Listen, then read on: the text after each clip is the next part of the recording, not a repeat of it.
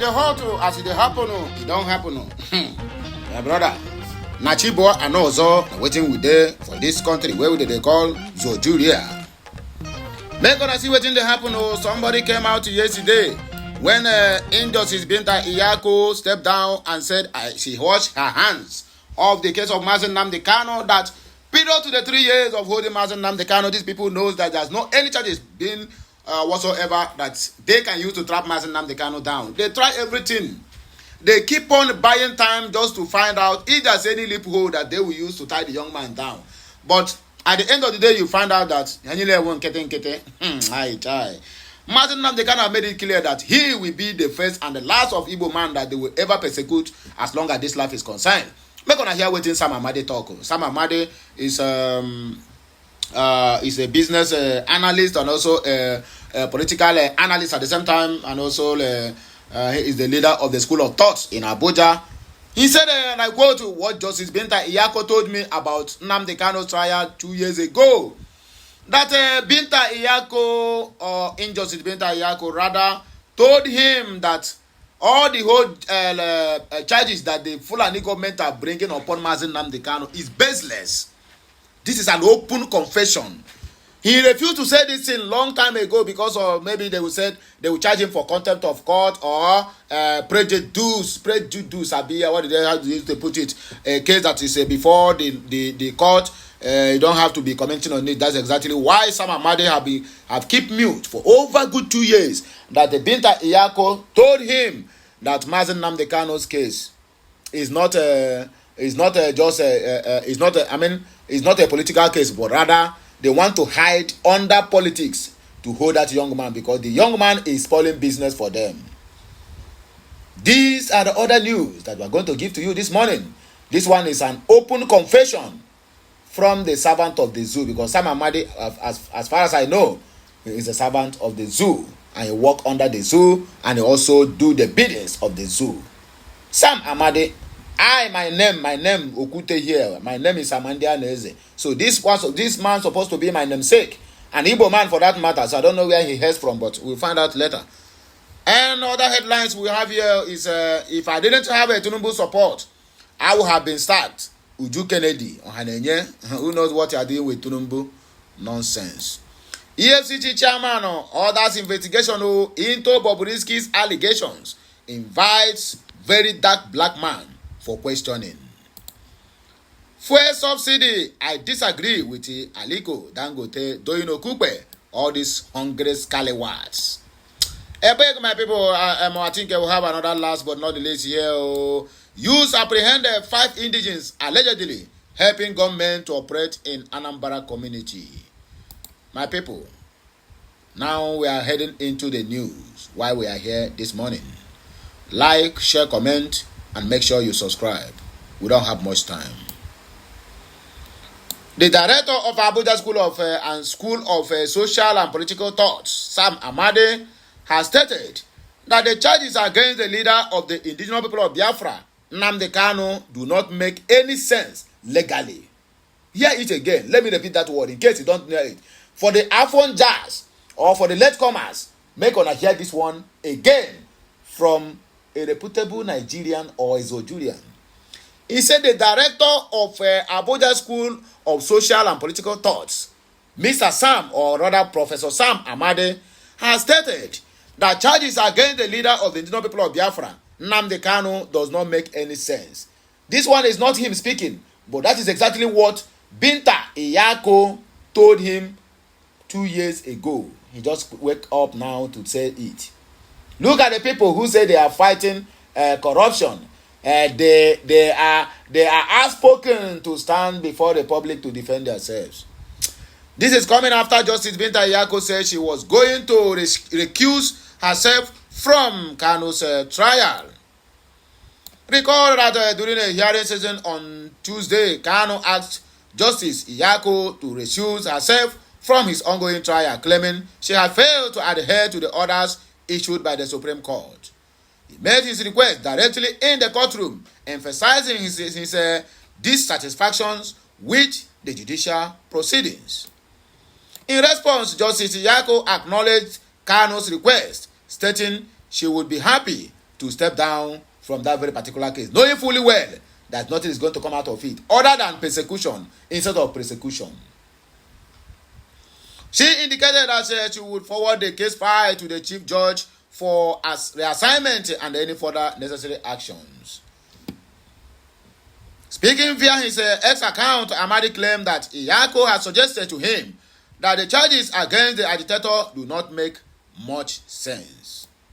He wrote, "The charges against Nnamdi Kanu do not make much sense, legally speaking, and in my opinion, difficult to prove by the zoo." Justice Nyako, or rather Injustice Binta Nyako, said something close to that to me 2 years ago. Not surprised, she backed down. It is a political trial in the guise of legal trial. End it now. This one is from Sam Amadi. If I didn't have a Tinubu's backing by now, I would have become a scapegoat, according to Uju Ohanenye, the Zojurian, one Nigerianist. The Minister of Women Affairs, Uju Kennedy Ohanenye, has claimed she has the approval and support of Bola Ahmed Tinubu for her actions in office. Speaking on the sidelines of her engagements on the 79th United Nations General Assembly at the United Nations headquarters in New York, the United States, Kennedy Ohanenye expressed her resolve to continue challenging and changing the narratives. She added that her actions are backed by the determination to ensure things work for the Nigerians in line with the renewed hope agenda of Bola Ahmed Tinubu's administration. If I didn't have the support of Mr. Whoever who born you, I would have been sacked by now. That is what normally presidents do. But I have been taking giant steps, challenging issues that are not right to me concerning my job, and nothing has happened to me. So I came here actually for change of plans. I am going to fight it until I achieve it. As I speak with you, I have done it with UNICEF. United Nations Women is coming. I will make it so difficult for anyone to work in our country with the kind of way they have been working before now. Things must have to change. The narrative must change. So I came here specifically on this because I was here last year and went home with nothing. Most countries that came here, they go home with nothing as far as I am concerned. If anybody has achieved anything, they should let me know. So we have to start achieving something. How do we start achieving something? By changing the action plan so that the former action plan they were using, which was fetching us nothing, will be changed to focus on who we are and what we can benefit from, what can impact our people, and change the narratives for them so that the poor will start briefing, which is basically the President's renewed hope agenda, she said in an interview with Arise TV. EFCC chairman don't invite Bob again. Oga Bob, your case now don't they long. This one is another ride you are entering into, since you cannot keep your mouth to one place. The chairman of the Economic and Financial Crimes Commission, EFCC, Ola Olukayode, has ordered an immediate investigation into allegations of bribery against some of its operatives in a case involving popular crossdresser Idris Okunenye, better known as Bob Risky, the Mama of Lagos. Olukayode ordered the investigation following the allegation by a social media activist and influencer, Martins Vincent Ose, aka Very Dark Man, that Bob Risky bribed some EFCC officials with a sum of 15 million naira to drop the money laundering case against him, and also keep him in a private apartment instead of a normal prison during his jail term for money laundering. Very Dark Black Man had made the allegations in a now viral video trending on various social media platforms. In reaction, the EFCC chairman, in a statement released on Tuesday through the spokesperson of the anti-graft agency, Dele Oyewale, said a team of investigators have been put together to investigate the allegations. Oyewale added that both Bob Risky and Very Dark Man have been invited to appear before the commission for questioning at its Lagos office. The statement reads, Executive Chairman of the Economic and Financial Crimes Commission, EFCC, Mr. Ola Olukayode, has ordered immediate investigation of alleged bribery allegations imputed to some officers of the commission by Idris Okunenye, aka Bobrisky, the Mama of Lagos, in a viral video circulating across the country in social media. Okunenye, an ex-convict, had alleged in the video, powered by Martins Vincent Ose, aka Very Dark Man, that some unnamed officers of the EFCC collected the sum of 15 million naira only from him to drop money laundering charges against him. In a swift reaction, the EFCC's boss has consulted a team of investigators to critically look into the allegations to end this. The commission hereby invites both Okunenye and Ose to make themselves available at East Lagos Directorate to assist investigators unearth the alleged bribery and corruption. The EFCC assured that the matter will be properly investigated and the result made public, while all personnel who may be found guilty will face the full wrath of the law. The EFCC wishes to ensure or assure the public that allegations will be thoroughly investigated and the result of the findings made public accordingly. The Commission is committed to its core values of integrity, professionalism, and collaborations at all times, the statement added. Okute News record that Bobrisky was released from prison on August 5 after serving a 6-month prison sentence for abusing naira notes as handed down by Justice Abimbola Awoboro of the Federal High Court in Lagos on April 12, 2024. Fuel subsidy. I disagree with Aliko Dangote. You don't even know anything about the fuel. You're not even into the sector. Just simply because you want to please Tinubu. This old man, what we have in that Zojurian is old fools who don't know their left from their right, simply because of a peanuts. A former presidential spokesperson, Doyin Okugbe, has condemned the call by billionaire businessman Aliko Dangote for the complete removal of fuel subsidy. Okute News record that Dangote earlier urged the Fulani government to put a total end to fuel subsidy. However, speaking with a newsman on Tuesday, Okugbe said that petrol is the economic oxygen of Nigerians.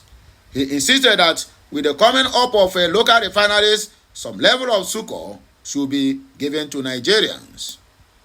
According to him, with the allocation of 450,000 barrels of crude oil a day for local consumption, Nigeria can combine the advantage of local production with local consumption and determine the price to sell crude oil to local refineries. He said, with the utmost respect, I disagree with Aliko Dangote on his suggestion that the government should completely end subsidy now. Petrol is the economic oxygen of Nigerians, which, whether rich or poor, this is not the situation in other countries of the world. We can use opportunities that these local refineries avail us, ensuring adequate fuel supply with a dedicated or allocated daily crude oil for local consumption, which is outside OPEC quota. So whatever we do, it is our internal affairs. It is a way of providing some level of comfort to the general public. We can sell this daily crude oil allocation for local consumption cheap or determine the average pump price of premium motor spirit in the country. For instance, the price of Nigerian crude oil per barrel is $77. We can decide to sell it to the Dangote refinery at $35 or $37 per barrel. $37 per barrel, thereby having made adjustments of processing fees and profit margin. The pump price of petroleum can actually come down to 500 naira or 600 naira per liter.